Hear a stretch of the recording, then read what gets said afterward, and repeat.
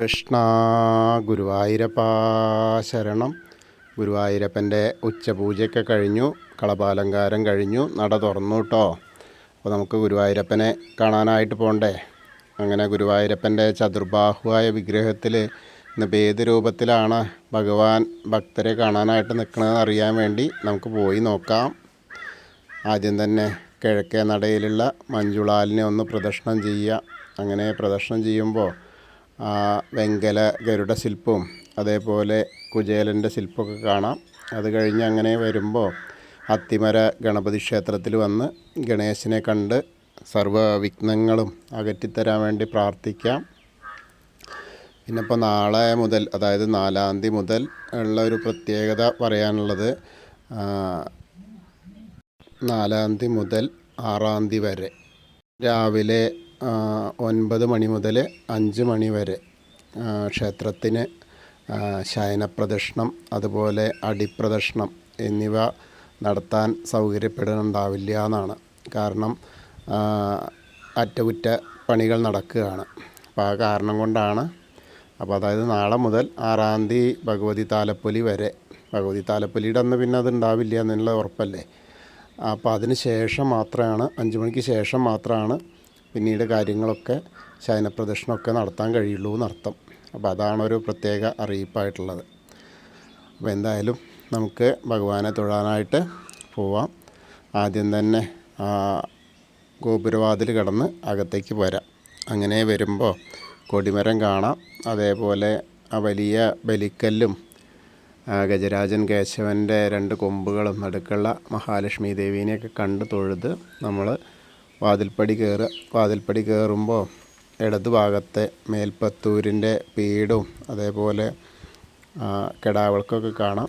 വലതുവശത്തെ ആദ്യത്തെ തൂണ് നോക്കിയിട്ട് നരസിംഹാവതാരം കാണിച്ചു കൊടുത്തു എന്ന് പറയുന്ന ആ തൂണ് നോക്കി തൊഴുത് നമ്മൾ ഭഗവാന്റെ ശ്രീലകത്തേക്ക് ഇങ്ങനെ നോക്കുകയാണ്. ശ്രീലകത്തേക്ക് ഇങ്ങനെ നോക്കുമ്പോൾ നല്ല ആ ഒരു രസം അത് നമുക്ക് കാണാം. കാരണം എന്താ വെച്ചാൽ നല്ല പ്രകാശമാണ്. ആ ഭഗവാനെ ദർശിക്കുക എന്നുള്ളത് തന്നെ നമ്മുടെ മനസ്സിൻ്റെ ഏറ്റവും വലിയ കാര്യമാണ്. അപ്പോൾ നമുക്ക് കാണാൻ കഴിയുന്നത് ആ ഉണ്ണിയുടെ കാലുകൾ കാണാണ്ട്, കാൽത്തളകൾ കാണാണ്ട്. ഇന്നത്തെ കുറച്ച് തടിച്ചുരുണ്ട കാലുകളാട്ടോ, കുറച്ച് വലിയ ആളാണ് തോന്നുന്നു.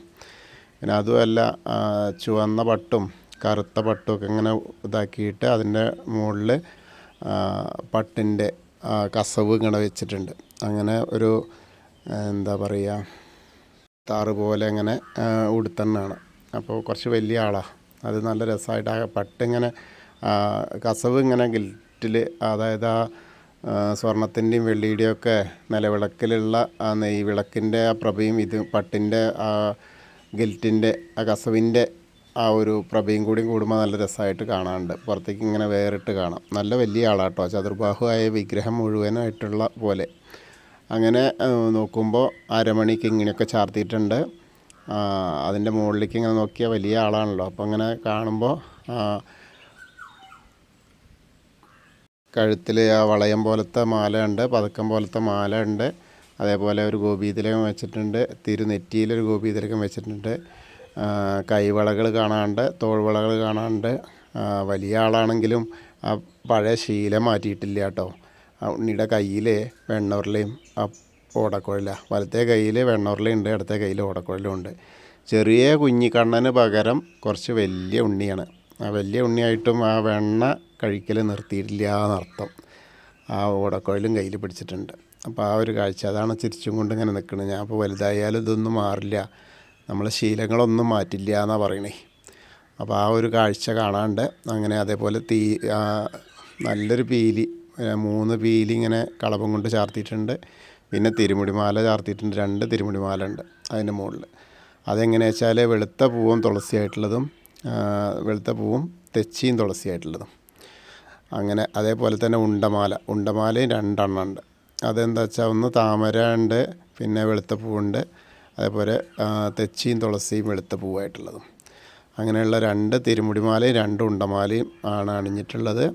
നല്ല രസമായിട്ടുള്ള, നല്ല കാഴ്ചയ്ക്ക് വളരെ സുന്ദരനായിട്ടുള്ള ഉണ്ണിയായിട്ട്, നല്ല വലിയ ഉണ്ണിയായിട്ടാണ് ഇന്ന് ശ്രീലകത്ത് നമ്മളെ കാണാനായിട്ട് കാത്തിരിക്കുന്നത്.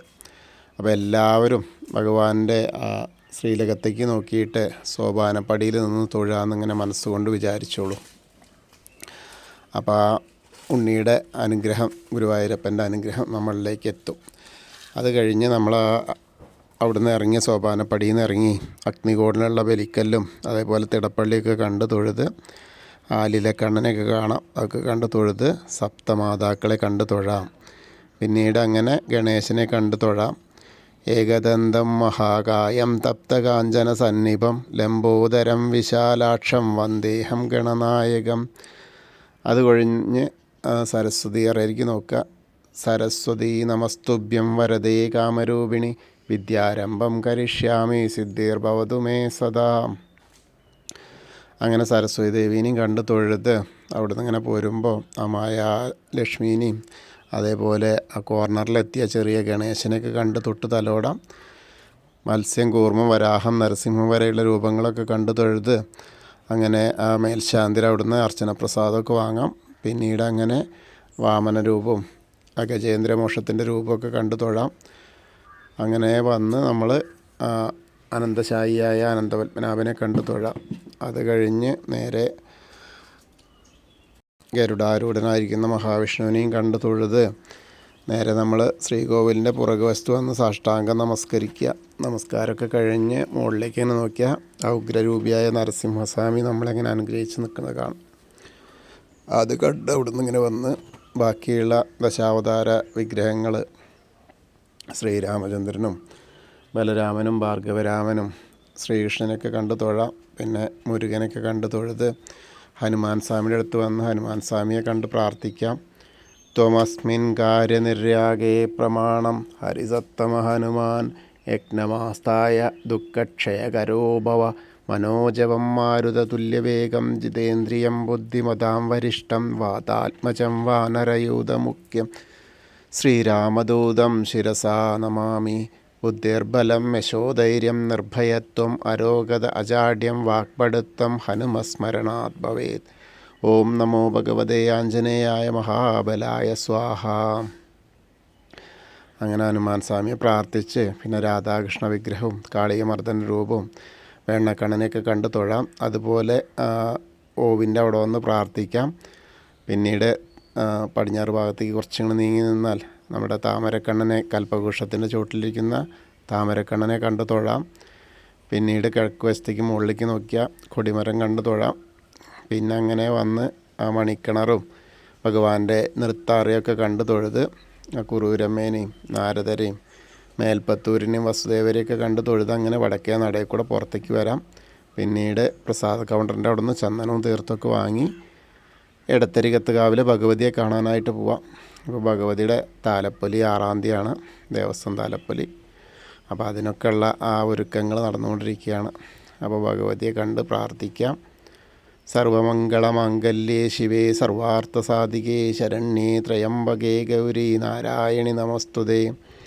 അങ്ങനെ അമ്മയെ കണ്ട് തൊഴുത് അവിടുന്ന് അങ്ങനെ വരുമ്പോൾ വടക്ക് പടിഞ്ഞാറ് ഭാഗത്തേക്ക് നോക്കുക, കോർണറിലെത്തി തിരിഞ്ഞ് എന്നിട്ട് മമ്മിയൂരപ്പനെ മനസ്സിൽ വിചാരിക്കുക. നമശിവായ നമശിവായ നമശിവായ എന്നുള്ള പഞ്ചാക്ഷരി മന്ത്രം ജപിക്കുക. അപ്പോൾ മമ്മിയൂരപ്പൻ്റെ അനുഗ്രഹം ലഭിക്കും. അത് കഴിഞ്ഞ് നമ്മൾ കൊടിമരത്തിൻ്റെ അവിടെ വന്ന് ഭഗവാന്റെ ശ്രീലകത്തേക്ക് നോക്കി തൊഴാം. അത് കഴിഞ്ഞ് കൂത്തമ്പലത്തിലും വന്ന് തൊഴുത് നമസ്കരിക്കാം. അയ്യപ്പസ്വാമിയുടെ അടുത്ത് വന്ന് അയ്യപ്പസ്വാമിയെ കണ്ട് തൊഴാം. ഭൂതനാഥ സദാനന്ദ സർവഭൂതദയാപര രക്ഷ രക്ഷ മഹാബാഹു ശാസ്തേ സ്തുഭ്യം നമോ നമ. അങ്ങനെ അവിടെ കണ്ട് തൊഴുത് അവിടുന്ന് അങ്ങനെ പോകുന്ന പ്രദക്ഷിണം ചെയ്ത് പടിഞ്ഞാറ് നടയിലുള്ള ദീപസ്തംഭത്തിൻ്റെ മുകളിലുള്ള വേണുഗോപാലിനെ കണ്ട് തൊഴാം. കൊടിമരത്തിൻ്റെ മുകളിലുള്ള ഗരുഡധ്വജനെയും കണ്ട് തൊഴുത് അങ്ങനെ പടിഞ്ഞാറ് നടയിൽ കൂടെ പുറത്തേക്ക് വരിക. എന്നിട്ട് രുദ്രതീർത്ഥക്കുളത്തെ പ്രദക്ഷിണം ചെയ്യാനായിട്ട് വന്ന് പ്രദക്ഷിണം ചെയ്യുമ്പോൾ നടുക്കുള്ള കാളിയമർദ്ദന രൂപിയെ കണ്ട് തൊഴാം. പിന്നീട് അങ്ങനെ മേൽപ്പത്തൂരിൻ്റെ അധീനം ഇങ്ങനെ വന്ന് നേരെ അന്നലക്ഷ്മി ഹാളിൻ്റെ അധീനം വന്നിട്ട് നാരായണാലയത്തിൻ്റെ അവിടെ വരിക. പൂന്താനം തിരുമേനി പൂജിച്ചിരുന്ന ഉണ്ണിക്കണ്ണൻ്റെ ചെറിയ വിഗ്രഹം കണ്ട് തൊഴാം. പിന്നീട് അവിടുന്ന് അങ്ങനെ വന്ന് ഭഗവതി നടയിലും ഭഗവാന്റെ കിഴക്കേ നടയിൽ ആ വലിയ ദീപസ്തംഭത്തിൻ്റെ അവിടെ വന്നിട്ട് ഭഗവാന്റെ ശ്രീലകത്തേക്ക് നോക്കി തൊഴുത് പിന്നെ തെക്കേ നടയിലേക്ക് വരിക. അവിടെ വന്നാൽ കൂവളത്തെ ഒന്ന് പ്രദർശനം ചെയ്യുക. മഹാദേവനെയും പാർവതി ദേവീനെയും മനസ്സിൽ വിചാരിക്കുക. അപ്പോൾ അവരുടെയും അനുഗ്രഹം നമുക്ക് കിട്ടും. അപ്പോൾ നമ്മൾ ഇന്നത്തെ ഗുരുവായൂരപ്പൻ്റെ ഉച്ചപൂജയും കളഭാലങ്കാരമൊക്കെ കണ്ടു തൊഴുതു. എല്ലാവർക്കും ആ ഗുരുവായൂരപ്പൻ്റെ അനുഗ്രഹം ലഭിക്കും. കൃഷ്ണായ വാസുദേവായ ഹരയേ പരമാത്മനി പ്രണതക്ലേശനാശായ ഗോവിന്ദായ നമോ നമഃ. ഹരേ കൃഷ്ണ. ഗുരുവായൂരപ്പാ ശരണം.